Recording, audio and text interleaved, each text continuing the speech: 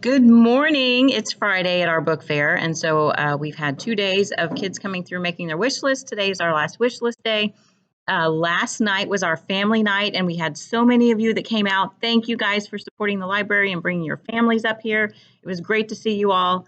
And we got a free little library dedicated to our school last night, which was so exciting, and we're going to talk about that after book fair's over. But today, I just wanted to talk to you about a few books that you might be interested in, but also a little bit about book fair etiquette and any kind of shopping etiquette.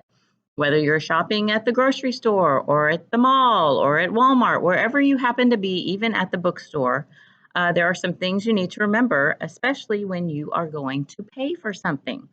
So when you are in line, you should have your money out and ready to pay so that the people behind you don't have to wait for you to get all organized. You should also know how much money you have before you get into the book fair. I can't tell you how many times people have come up to pay at book fair and they bring their books and they just hand me some money and they don't know how much it is. They just hand me money. So you can't shop if you don't know how much you have to spend. The other thing is I get kids that hand me money like this. Okay, that's not good. That's not good manners. It's not good etiquette when you're paying for something at the book fair.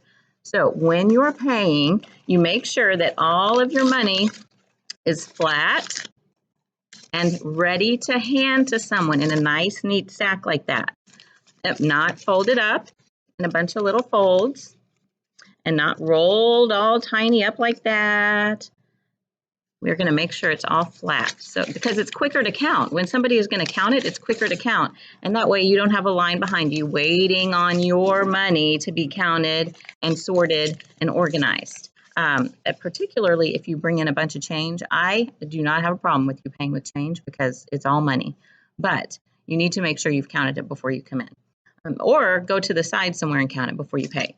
So that is our money etiquette. So we're going to remember that when you come in to pay. Next, I wanted to tell you about Gordon Corman books. So a lot of you know about Restart. We have all of these in the library, but Restart is awesome. It's about a kid who is he's not very nice. He's not a nice kid, and he is not nice to really anybody except his cool buddy friends. And so he falls off of his roof one day. I don't know what he was doing out there. He was getting something out of the window of his house, and he just fell off, and he kind of got amnesia when he was down there, and he didn't remember the kind of person that he was. I mean, he just didn't remember anything. So he wasn't being mean and ugly when he kind of came to. He didn't really remember his friends, and so he was kind of just being nice to people. He didn't know any better, and it really changed the dynamic of the school and of his group of friends, and it's really cool to see what happens in that book. What's His Face is about a kid who moved a whole bunch of times, and nobody ever really knew who he was at a school because he didn't stay there very long. So he was just always What's His Face, and his parents felt bad that they kept moving him, so they bought him this fancy phone, and some very strange things happened when he got this fancy phone. And these two have been around a while, gifted, ungifted, and super gifted.